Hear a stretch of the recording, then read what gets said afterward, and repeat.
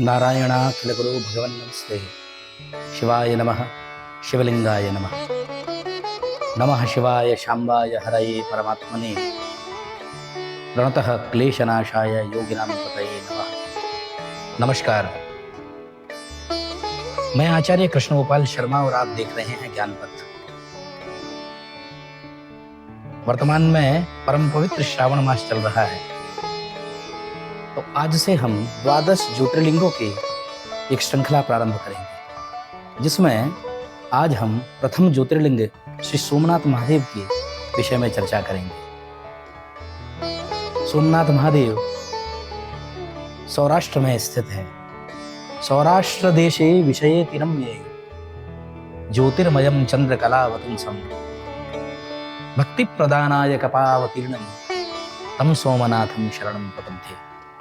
आज का विषय केवल सोमनाथ कहाँ है या किसने बनाया ये नहीं है। ज्योतिर्लिंग का विषय इससे कहीं बड़ा है और इसे समझने के लिए हमें ज्योतिर्लिंग के विषय में जानना होगा कि आखिर ज्योतिर्लिंग क्या होता है। क्या वह केवल पाषाण की एक आकृति या मूर्ति है? क्या वह केवल पूजन का एक प्रतीक मात्र है जिस पर हम पूजन करते हैं, या फिर वह उस अनंत ब्रह्म ज्योति का संकेत है जिसे वेदों ने ज्योतिषाम ज्योति ही कहा गया है। ज्योतिर्लिंग शब्द ज्योति और लिंग इन दो शब्दों के मिलने से बना है।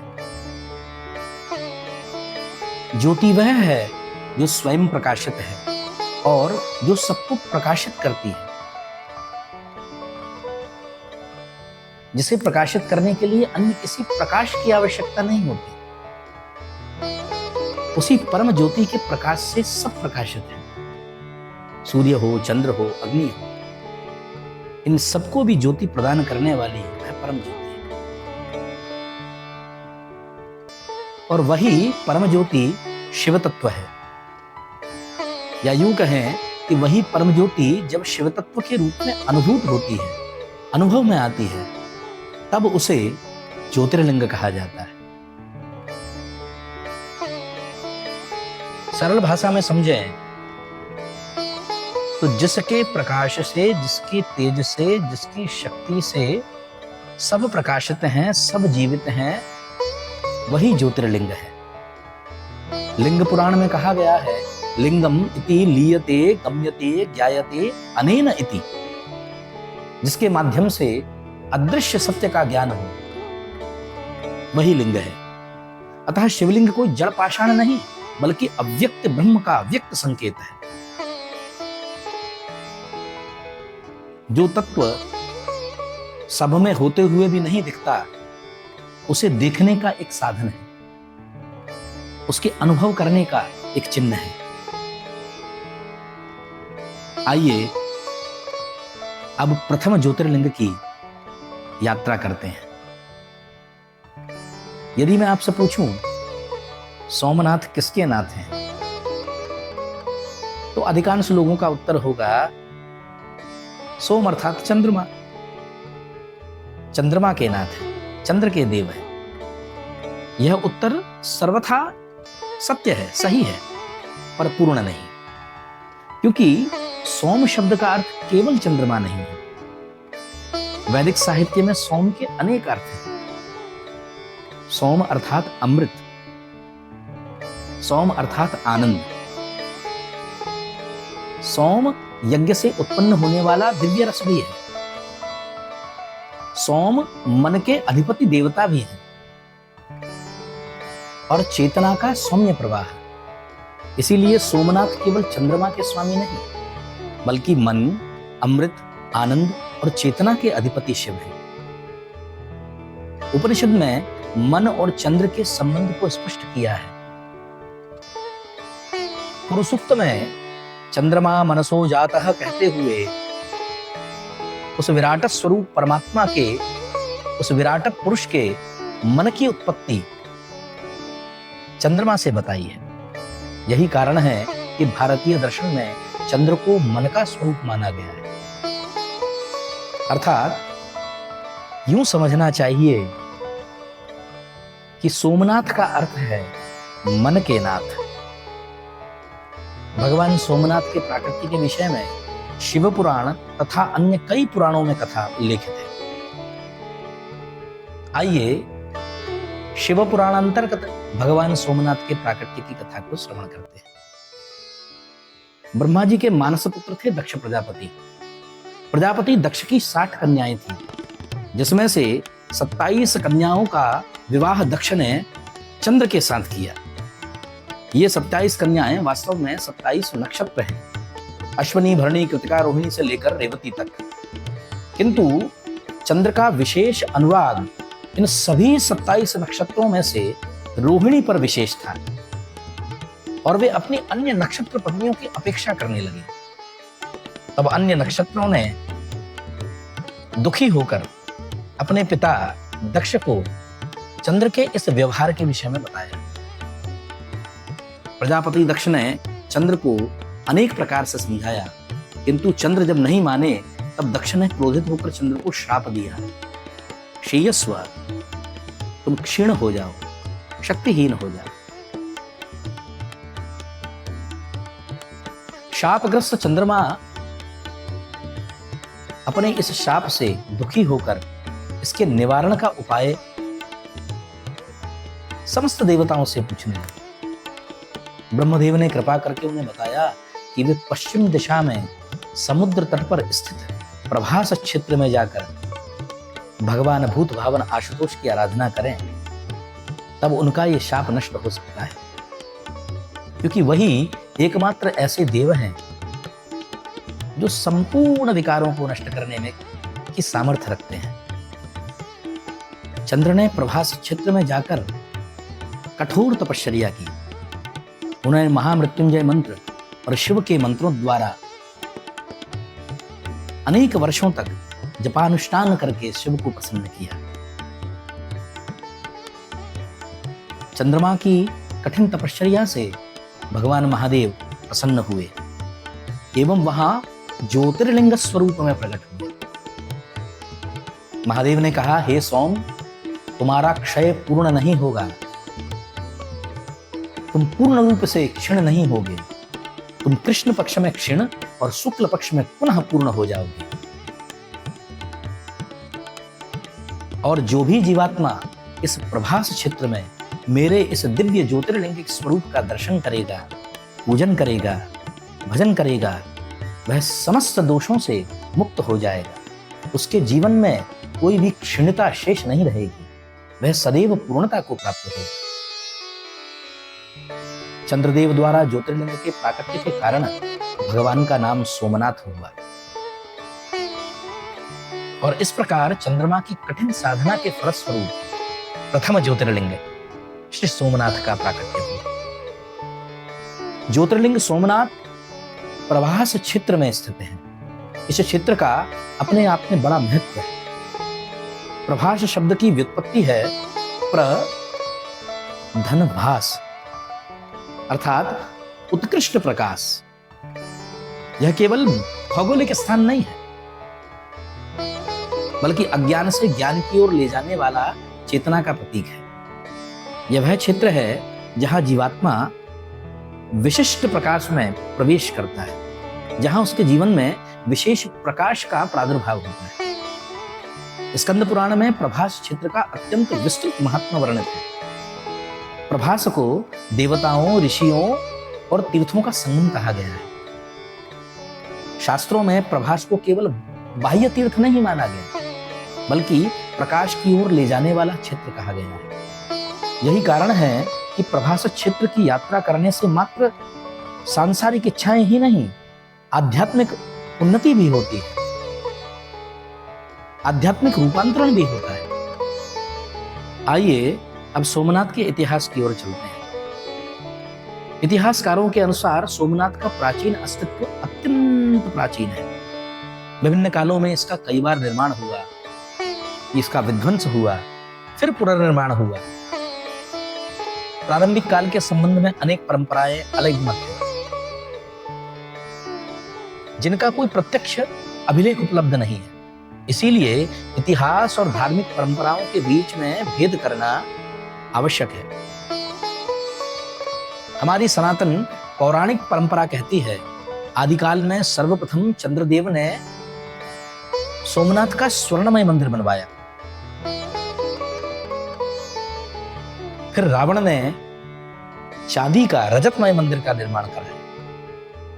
कालांतर में श्री कृष्ण ने चंदन के काष्ठ से एक सुंदर मंदिर का निर्माण कर उसमें सोमनाथ की प्रतिष्ठा की। बाद में अनेक राजाओं ने पाषाण से भव्य मंदिर बनवाए।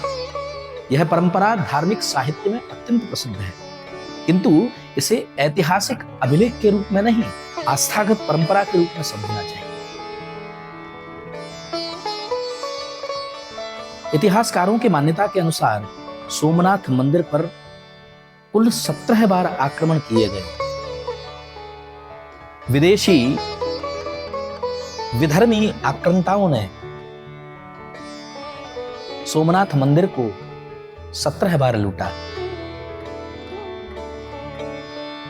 मोहम्मद गजनवी, अलाउद्दीन खिलजी का सेनापति उलूग खान, मुजफ्फर शाह, मोहम्मद बेगड़ा, यहां तक तो ठीक है, पुर्तगाली सेना, इन सभी विधर्मी आक्रांताओं ने सोमनाथ को बार बार क्षतिग्रस्त किया, बार बार लूटा। लेकिन फिर भी यह मंदिर अस्तित्व में रहा। मंदिर का सबसे ज्यादा नुकसान मुगल काल के दौरान तब हुआ जब औरंगजेब ने सोमनाथ को पूरी तरह नष्ट करने का 2 बार सैन्य आदेश दिया। पहली बार 1665 में उसने मंदिर को तोड़ने का आदेश दिया और मंदिर को भीषण क्षतिग्रस्त किया, लेकिन मंदिर के अवशेषों पर हिंदुओं ने पूजन जारी रखा। इसके बाद पुनः 1706 ईस्वी में उसने अंतिम सैन्य हमला करवाकर मंदिर के ढांचे को पूरी तरह मलबे में तब्दील कर दिया, ताकि वहां दोबारा पूजा भी न की जा सके। उसके अवशेषों को भी समाप्त करने का प्रयास किया। यह प्रसंग केवल आक्रमण की कथा नहीं है, मानवता के निम्नतर स्तर का इतिहास है। किसी की आस्था, किसी की सभ्यता को बलपूर्वक नष्ट करने का प्रयास मात्र बाहरी आक्रमण नहीं है, उसकी आंतरिक शक्ति पर, उसकी आंतरिक शांति पर, उसके विश्वास पर, उसकी आस्था पर प्रहार है, जो हमारे सनातनी पूर्वजों ने उस काल में सहन किया। पर विचार कीजिए, क्या किसी आस्था सभ्यता को उसके मंदिर तोड़कर समाप्त किया जा सकता है? नहीं।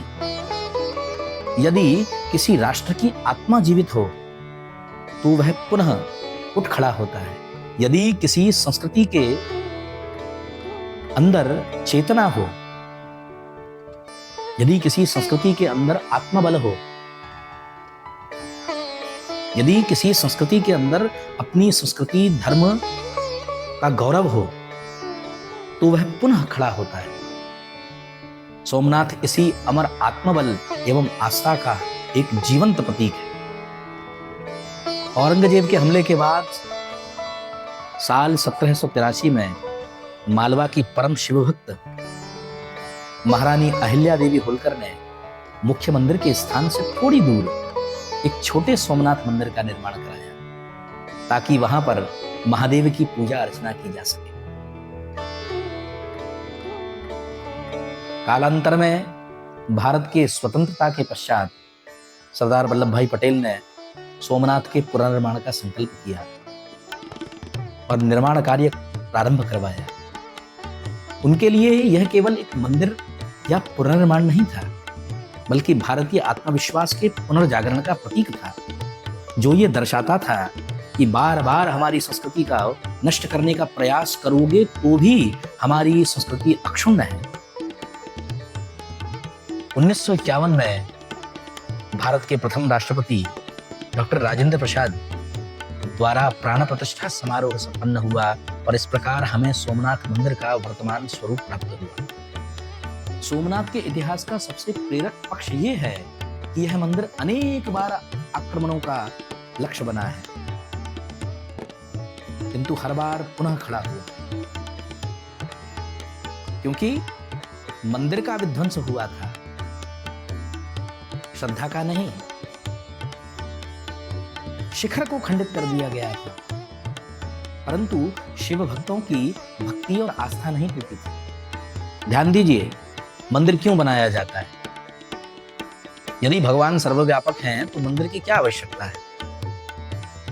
और यह प्रश्न नया नहीं है। आगम और शिल्प शास्त्र इसका उत्तर देते हैं। ईश्वर सर्वत्र है, पर सर्वत्र अनुभूत नहीं होता। जैसे विद्युत आकाश में भी है और बल्ब में भी, पर बल्ब में केंद्रित होकर प्रकाश देती है, वैसे ही परम शिव सर्वव्यापक होते हुए भी मंत्र यंत्र मूर्ति अथवा मंदिरों में प्रतिष्ठित होकर सभी का कल्याण करते हैं। आगम ग्रंथों में कहा है कि मंदिर वह स्थान है जहां देव चैतन्य का आवाहन, प्रतिष्ठा और नित्य संवर्धन होता है। इसीलिए मंदिर केवल भवन नहीं होता, वह जीवित आध्यात्मिक केंद्र होता है। वह चेतना जागरण का स्थान होता है। वहां जागृत चेतना सदैव स्थित होती है।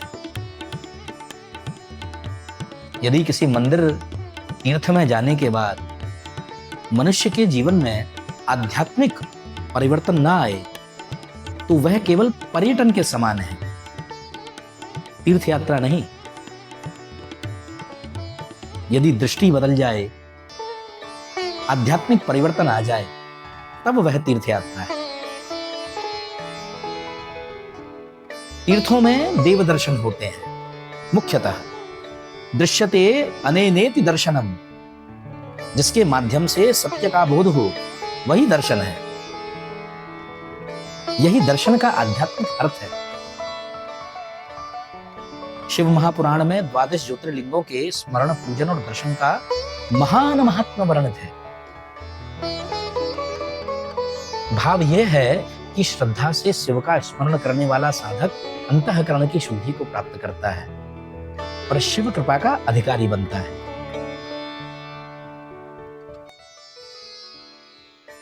सोमनाथ ज्योतिर्लिंग में प्रमुख रूप से महाशिवरात्रि, श्रावण मास, सोमवती अमावस्या एवं सोमवार को विशेष उत्सव आयोजित होते हैं, जिसमें अभिषेक, रुद्रयाग, जपानुष्ठान आदि अनेक वैदिक अनुष्ठान सम्मिलित हैं और इन्हें विधिवत आयोजित किया जाता है। 12 ज्योतिर्लिंग में प्रथम स्थान सोमनाथ का ही क्यों है, यह विचारने का विषय और आध्यात्मिक दृष्टि से इसको देखने की आवश्यकता है। इस विषय पर मेरा मानना है क्योंकि आध्यात्मिक यात्रा का प्रारंभ मन की शुद्धि से होता है और सोमनाथ मन के अधिष्ठात्र देवता हैं।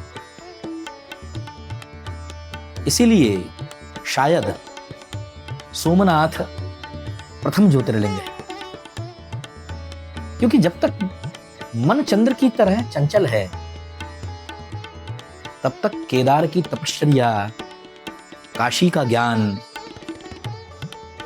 महाकाल का काल विजय या रामेश्वरम का समर्पण, इनमें से कोई भी पूर्णतः उपलब्ध नहीं हो सकता। इनमें से किसी भी ज्योतिर्लिंग की उस दिव्य ज्योति का प्रकाश जीवन में प्रकाशित नहीं हो सकता। सबसे पहले मन को संयमी करने का, नियंत्रित करने का, सुव्यवस्थित करने की आवश्यकता है। इसीलिए सोमनाथ प्रथम ज्योतिर्लिंग है। पहले मन को शिवमय करो, फिर समस्त जीवन शिवमय हो जाएगा। आइए हम सब मिलकर भगवान सोमनाथ से प्रार्थना करें कि हे सोमनाथ महादेव, हमारे मन से पक्षपात दूर करें, हमारे भीतर का क्षीण होता हुआ चंद्र पुनः पूर्ण करें, हमें ऐसा विवेक दें कि हम केवल बाहरी मंदिरों के दर्शन न करें बल्कि अपने भीतर स्थित ज्योतिर्लिंग का भी साक्षात्कार करें। हमारा जीवन शिवमय हो, हमें शिवत्व का सानिध्य प्राप्त हो। महादेव आपका मंगल करें।